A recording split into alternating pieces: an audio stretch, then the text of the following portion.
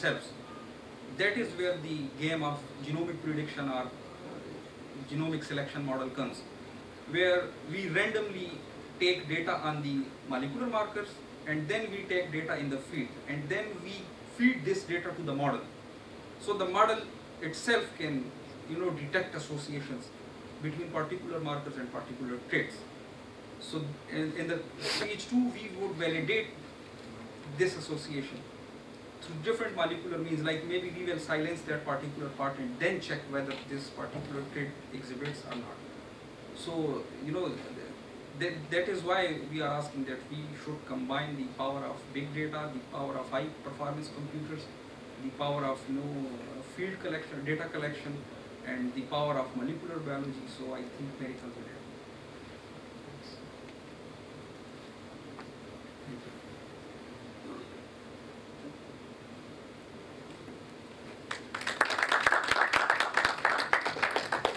Thank you, Dr. Khurshid, for those insightful observations for shedding light on challenges faced by oilseed crops.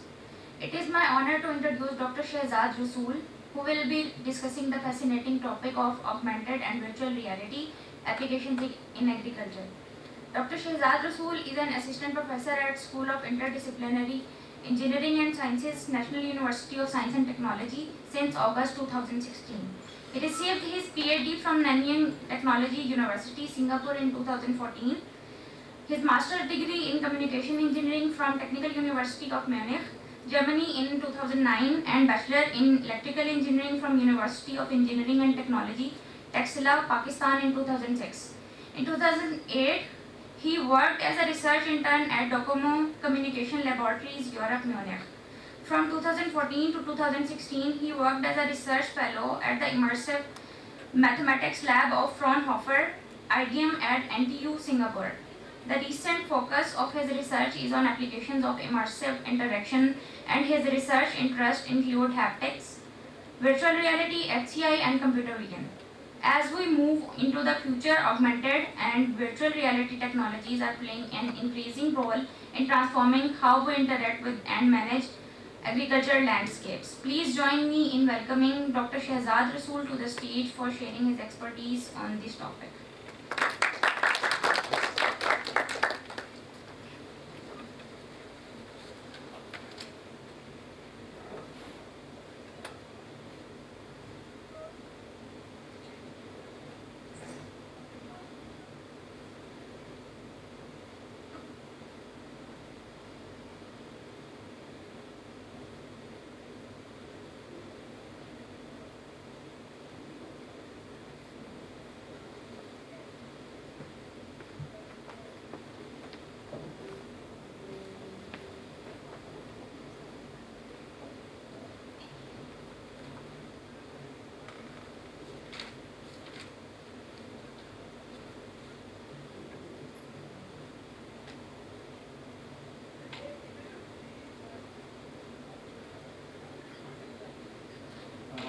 Thank you so much for the introduction.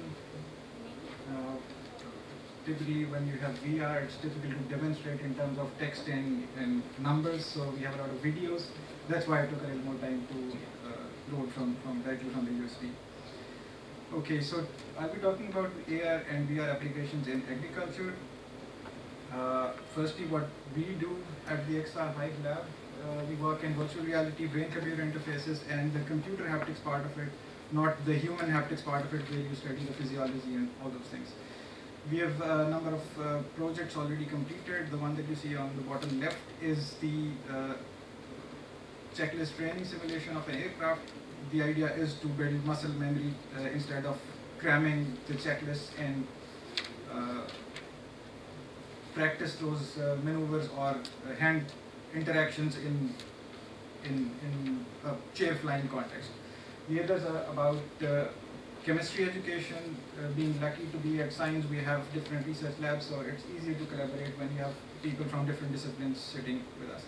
More recently, the research focus at our lab has shifted towards the human behavior. How can we induce a certain type of behavior? How is human decision making being influenced? We study all that using VR.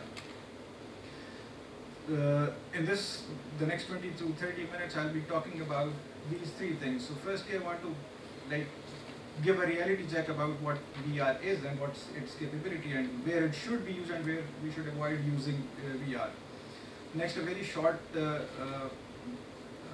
list of things where I believe VR can help or AR can help in agriculture. Lastly, I'll share two examples where successfully AR and VR have been used to make certain processes easier.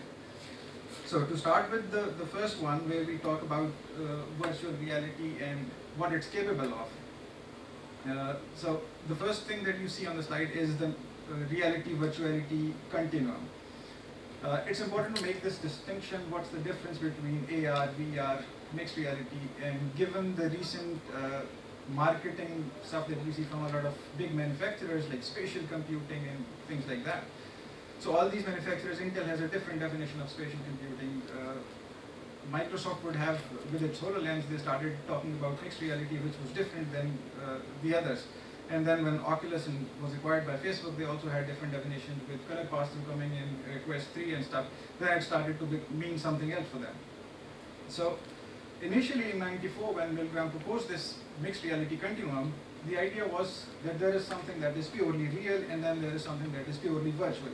And in between is not something discrete, it's continuous and it would be a gray area to classify something as purely AR and purely mixed reality and stuff. But with technology, there was a revisit to this continuum in 2021, I believe, where they said that pure VR that sort of looks like the Matrix, that does not exist. So the virtual reality that was talked about in the Milgram's original mixed reality continuum, that is a part of mixed reality. And then you have terms like XR, which encompasses everything, including the real environment to the virtual environment. But still, it would mean different things to different people. I would always like to make this point to differentiate between them. I would think of augmented reality as being some information overlaid on top of what you see in the real world, or through even not directly seeing it, even if it's through a display. Like when in cricket, you have this LBW decision being sent to the third umpire, and then he says that this is this ball tracking that is overlaid on top of the video that you see still through a display, which is the television or something. That would be augmented reality. Mixed reality would be something where you have this virtual content and it can interact with the real world content based on a scene understanding. And this interaction is independent of the user who is observing it, let's say through a headset or through a phone or whatever. Right? So that sort of dynamic interaction should be classified as mixed reality. And pure virtual reality would be something that detaches you from whatever the real world is showing you, and whatever information, whatever stimulus is being presented from the real world to all your senses, which would include the basic 5 senses and all the other senses that we may have. Now, given that we've established what these 3 different realities would mean, if I ask you if cost and accessibility were not major concerns in your individual capacities, why would you use VR, or what is it that you would be able to, achieve by using VR? I was talking to during the break. I was talking to the professor, and we were talking about people would have PlayStations and Xboxes and all those gaming consoles, but people would not have VR.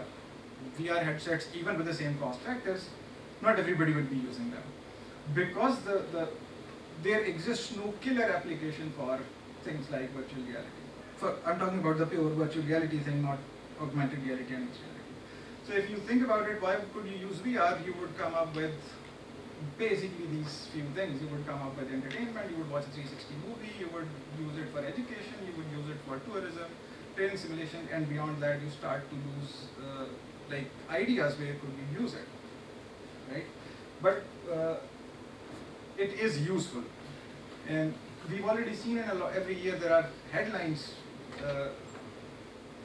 Japanese people are already using it to boost tourism. Then you had, after COVID in 2020, KLM, the Dutch airline, started to train pilots on virtual reality, and Airbus already had this, the number of hours you spend on simulator, they account for your flying hours towards, not in the same amount, but they contribute to you getting your flying license, let's say.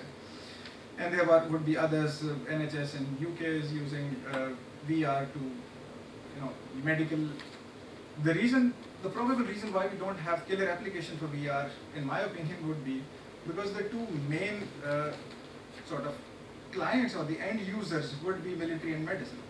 And having worked with both of these two, I believe that they're always, until and unless everything is as close to real as possible, it's not useful for them. So it's like negative training being imparted, so they usually tend to be very critical of any sort of imperfections in your experiences. But we've seen that very powerful illusions can be created. So this is the rubber hand illusion, the very famous rubber hand illusion, where you feel like a rubber hand placed at a plausible position. You start to feel like your own, given that you have you're presented to stimulus and your brain, your visual input tells your brain that okay, this looks like my hand, and then you feel the corresponding haptic sensations on your own hand, which is not visible, and you start to feel something that's not your part of body. You can still feel like it is your part of the body, and this is not even VR. So in VR, when you see everything else is gone and now you have in a different reality and you see your body, you would have this embodiment illusion. And to make a point of the power of VR, this job simulator is like one of the most popular apps on Oculus Store for the last over a year, I guess. It's like just $19, and it's even from the image you could see it's not even realistic. It has a cartoonish appearance, right? In this, there are a lot of the first thing that they teach you is that there is this sort of computer thing that brings to you a set of donuts. What has been seen is that when people pick up that donut, they know that they are using VR and they are not in this real world, and this is not a real donut. But when they pick the donut, they take it closer to their mouth and they open their mouths. So this is the power of VR, that they know that this is not a real experience, and yet they start to believe that maybe when I open my mouth, I get a taste of it, right? So now that we've established what VR is, what mixed reality is, and what AR is, and VR in its purely VR form, it is very powerful, but it's not suitable for everything.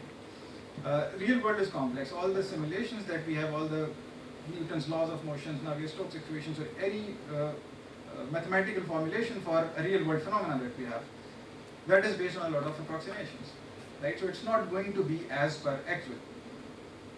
Plus, each one of us has different physiological things. So our eyes would have different retinas, and the rods and cones distributions would be different. So you create an experience for one person that would not be perceived as the same for any other person. But then the thing is, in VR, it's like paradoxical. Are we always looking for VR experiences that mimic real world? In some cases, yes. For example, the military and the medicine and those guys would always be looking for things that are as per actual. But the actual power of VR, we always talk about, you could do things that you can't do in real life. You can fly in VR, you could climb up walls in VR. So there is this paradox. You want things that are real, and that's how your illusions are defined, your presence illusion, your plausibility illusions. You want things to be as per actual, and then you also want to have behavior that is that does not exist in real life. Plus, then you have sensory limitations. So, as I said, our real world experience comes from information coming from all our senses. But to cheat all the senses or to provide artificial stimulation to all the senses is very difficult. Our understanding of vision is way more than our understanding of, let's say, touch and taste and other senses, right? So as soon as you present artificial stimulation to the sense of vision, and let's say audio also, because our primary mode of communication with computers is through vision and audio. But when you don't present information to the other senses, the brain starts to believe that this is not real. This is not where I am, right? So it's about how difficult it is to replicate the sense of touch. Even the hand, just the hand has like 22 degrees of freedom. So creating hardware that is general purpose for all the things that we are able to do with our hands is really difficult. So we cannot replicate a real world experience for all the senses, which is one of the limitations. Then even for the sense of vision, there would be processes in the human body that would be naturally coupled. For example, when we try to focus on something, we sort of rotate our eyeballs to something that is closer, and then something farther, you rotate your eyeballs, you diverge your eyeballs. But at the same time, your eye lens also contracts and stretches. So these are two processes, biological processes, that are interlinked to each other. But when you have a VR display, you basically forcefully detach these two. And what is the brain supposed to make out of it? It gets confused, and which is why even with those VR headsets over prolonged usage, you start to get sickness, nausea, and things like that, right? Then all the controllers and all the way we interact with real world objects is very rich. In VR, you could not have all the extensive hand interactions that you have. For example, tying shoelaces would be very difficult with almost all the consumer headsets that are available. You could have haptic gloves and cyber gloves and things like that, which would mimic all the hand movements, but they would be so expensive that tasks such as shoelacing, you would not spend that much amount of money and effort for such tasks. Then there would be hard technical considerations about the hardware. It's always going to be bulky, which is why you see not even with Vision Pro, not everybody is going out on the street wearing an Apple Vision Pro. Right? Cost and accessibility are other things. What I'm trying to say here is that with all these limitations, typically from a commercial perspective and the client end, what is usually ignored is the human aspect of it, that there is going to be a human who's going to be using and all the information that he's going to do, what's going to be his physiological response. So this is a short. So what you see is a bunch of kids in a place where it's a glass display on all sides, and that glass display is made to move, and so they're taking just the visual information. And when that visual information is moved, their vestibular organ is telling them that something is, that your vision is telling your brain that you're moving, your vestibular organ is telling them that you're not moving, which is why you fall down. So this is the response of the human body when different types of stimulus are presented. Plus, I'm sorry I couldn't get a better representation of this, the actual VR experiences that are imagined because of the technical limitation, and all these limitations will never be the same, right? So what you get is something that is suboptimal, and your brain, the human user that's going to be at the center of it may be experiencing stuff that you did not even imagine. So it should be used only where it's absolutely essential. So this is one of the things that sort of should be the take-home lesson, that VR should be used only for things that you don't have traditional ways of doing it. Okay, so here is an example of oil sampling thing. Look at the interaction that you would do in the real world and how the person interacted with. In the real world, you would never screw or unscrew those screws like this, right? So while such VR experiences would be helpful to train the people that this is a sequence of things that you're supposed to do, but it would immediately break the plausibility illusion that a screw is being opened. The person would immediately know this is not real, this is not where I am actually somewhere else. And when rotating the wheel on the top, it was just you point to it and you press a button and it starts to rotate automatically. What would be more suitable would be something like this. So there is this rotating wheel that the person is supposed to rotate, and you see that maybe it's more clear here. One way of rotating a wheel or interaction would be you take the controller, you point to something, and then it would rotate. Or you take it close enough and then you grab it, and then you rotate, the object follows the motion. But when I make the virtual hand stick to the object, then it becomes more plausible. So my real hand may be, after I've grabbed it, may be moving somewhere else. But that visual information, because the visual sense has the highest information carrying capacity, so that gives the illusion, okay, this is my hand, even though my real hand is maybe somewhere else. When we were doing one of the projects, what happened was that, again, for one of those controls, you would grab something and then you would rotate it, just like in a submarine, you would look through that scope which goes out of the water and you would rotate it. But if you grab it once and your hands are somewhere else, the operators who were like, maybe they were like graduates of like 5th grade, and when they would do it, their hands would go somewhere else. And that referencing from the real world, where you started this, that would go awkward. So what we had to do was, again, this illustration that your real hand is somewhere else, which guides you to move it towards where it should be. This helps a lot. So while you would end up with experiences such as that weird cat, things like this blue hand, which is not real, which is a guide towards where your hand should be.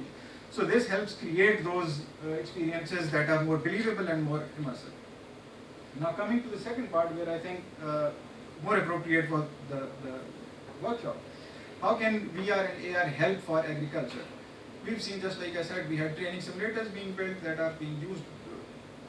Like our simulators are being used in a number of cities, but there would be a lot of VR development in terms of training simulations.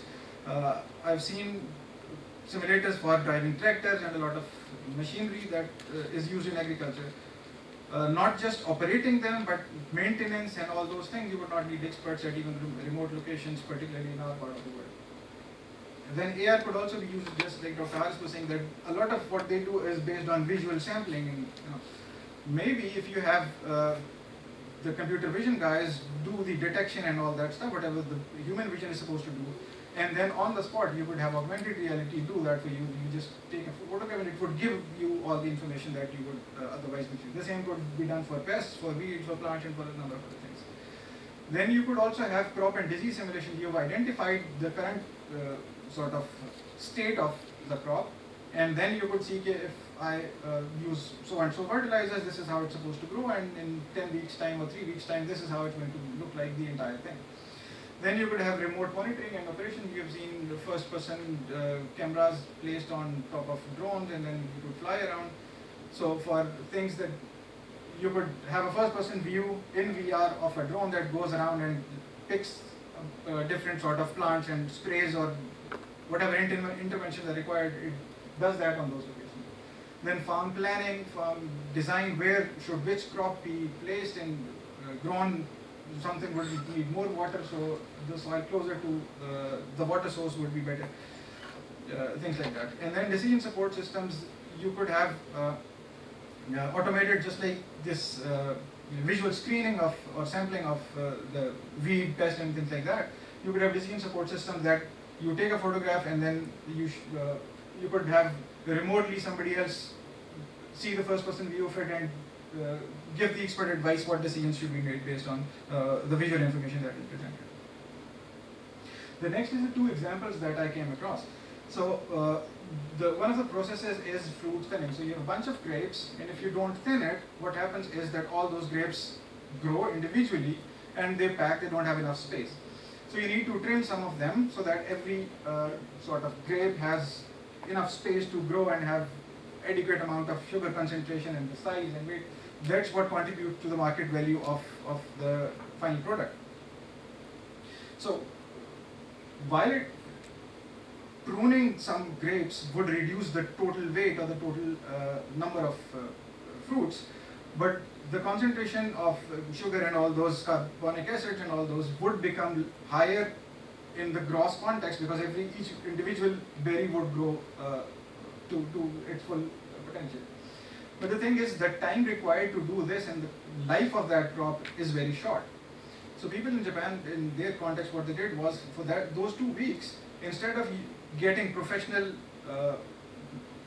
fruit thinners to do this, in our context it could be something like cotton picking or practically any berries that need to be picked. You pick all the berries today, but then there were some which were not ready, which were not ripe. Maybe they should have been done 2 days later. So what they did was, they used augmented reality to, in real time, to identify for the unskilled workers which berries need to be pruned, right? So they used AR guided trimming, where the idea was that they collected a lot of data from professional farmers, professional skilled workers who would pick out those berries and thin the entire bunch. So they would wear the HoloLens, and all those images would be captured. So you would have data of what the professional fruit thinner, which of those berries were the most likely candidates for thinning. Right? So you have this data, and then you could train all your deep learning models to identify. For the unskilled worker, when he wears the HoloLens, you could display for him that this is the most likely candidate. So then you get a list, highlights based on the probability of which one is most suitable for thinning. And the results showed that the sugar concentration and the berry size and overall berry weight of the fruit that was thinned by a skilled farmer was less than the unskilled worker who was using their system. So this is how AR can help in the context of fruit picking and fruit thinning. Another one is from Australia. It was about 2018 or 19. Virtual fencing now has been very popular, but at that time it was very new. So the idea is that they have cattle, a herd of cattle, and they go for grazing every day. But if the herd of cattle is not controlled, it would go around different places, and the pastures would become non-homogeneous. So what they do is traditionally they would install those fences so that they remain in this area for this week, and next week they would pull out all those fences, and another part of that large piece of land they would install it there and keep the cattle over there. But this was manual and laborious. So what they did was they used something that was called the e-shepherd system. So they used GPS tracked collars installed on all those cattle that would geolocate on your system where each cow is moving around. And then they define a boundary. Beyond that, they would give a small audio signal. And if the animal continues to go beyond that, they would give a small electric shock. And that's how they, without installing an actual fence, they were able to control the movement of the cattle to remain within that part of the pasture. But there was a problem. Later on, it was found out that that electric shock affected the milk production. So then in around 2020, the Russians did something like this, and this image became very famous. The idea was to keep the cow happy, right? So when the cow is happy, it's going to produce more milk and probably more healthier milk, I guess. And there were experiments in Israel that demonstrated that this produces a 22% increase in milk. The same idea could be extended to showing objects of interest and objects of fear for the cattle to be maneuvered into remaining in one space without the electrical shock and without influencing the milk production, let's say. The one that you see on the bottom right was one of the experiments that we conducted with SEECS students, and this was a sheep that we had in the ASAP animal house, and we tried to sort of control it, movement, and see how it responds to different types of stimulus, and this was marker-based augmented reality. The downside for us was that we could not ask the subject, how are you feeling, do you see it clearly or not, and things like that. So the conclusion is that XR is a powerful tool. VR itself is also very powerful, but it should only be used when it actually adds a lot of value. It should not be used everywhere. It's not one solution fits all, right? And for using VR as a solution to something, care should always be taken to understand how the user would feel it, how would the physiological processes happen in the body. Realism for VR would always be a key factor. This is what I believe, because it's typically going to be used for trainings and stuff. Beyond training, augmented reality would probably have more power, even more than mixed reality. And just like the last example, other than the conventional examples where you have data and then you train your models, you should be looking at applications that are beyond that conventional sort of take an image, augmented reality, overlay something. That's probably the direction to go for how this set of tools can help the agriculture sector. That's all. So thank you so much for your questions.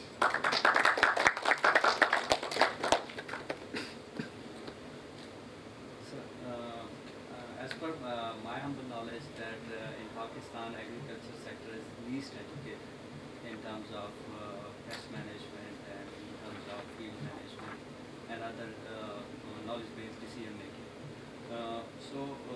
As we see that virtual reality and AR and that stuff of the virtual domain is too, knowledge oriented. So what do you see in Pakistan, the trend of that technology? Can it be applied to the mass level in Pakistan? Okay, the thing is, again, this is based on my understanding of how I believe the average farmer could be able to use it. A smartphone is basically, smartphone penetration in the country has gone to an extent where even the farmers would be able to use it, right? Even the people that I have working at my family farms, like my ancestors' farms, they are able to use it. Plus, VR itself is I don't think of it as a technology, it's just a tool. And I think tool usage can be learned. In our work with the military, we've seen people educated to just the 5th grade, they are able to operate all the stuff. With minimal training, like 2 minutes and 3 minutes usage, it gives you, it's intuitive enough for people to use. So I guess the lack of education or literacy would not be a limiting factor. This is what I think.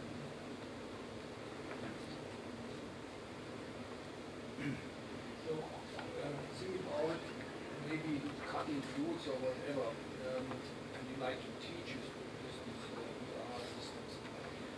The main thing what the student should learn is these manipulation skills, what he should have with his head and arm. But here we are limited. So this is a problem. We use VR. Do you see a chance that we come closer, that we really, we know this also from medicine. If you only see a video about a surgery, you will say 5 doctors is the same. Yeah. But there are big differences in very small movements. What your fingers are doing, what when you turn a little bit more here, the wrist or whatever. These are more little differences what you like to teach to get a well-trained person. Yeah. Is there, or do you see in future possibilities that also on this level we can do things? I think that it's always going to be a limitation in the sense that in real world, let's take the example of a driving simulator, of a car driving simulator. You hold your hands to move the steering and your hands rest on that steering wheel. In VR, to do the same thing, your hands would be in air, and after like a little bit of time, you would get gorilla arms, your arms would start to feel heavier and you would get tired. The same thing would happen for all the interactions in VR.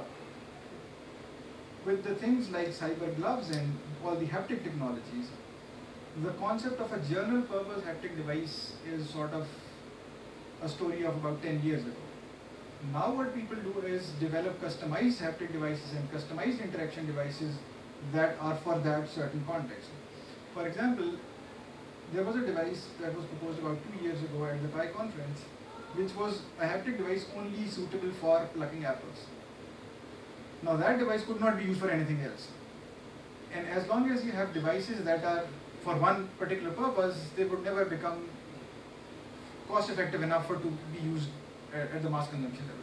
So from my perspective, from my knowledge, I think it would still be a limitation until you have ultrasonic based haptic feedback, and where this you have free hand interaction, you're not holding any controllers which limit the amount of movements that you would make. Until you're able to tie laces with the feeling of haptic feedback, I think we are still far behind where we would like to be. Yeah. So the second question would be rather a confusion in my mind that UAV used in agriculture, can VR, AR, or XR in larger term help person to train to operate UAV for the purpose of smart farming, and your insight please on that? I think absolutely, but that's not just the human operation. There would be a lot of computer vision and all those stuff that Mozam and SEECS does, right? So I think a lot of a UAV's control algorithms or its training could be based on just the vision part. See, for a lot of automation going on, the idea is to make the machines do their stuff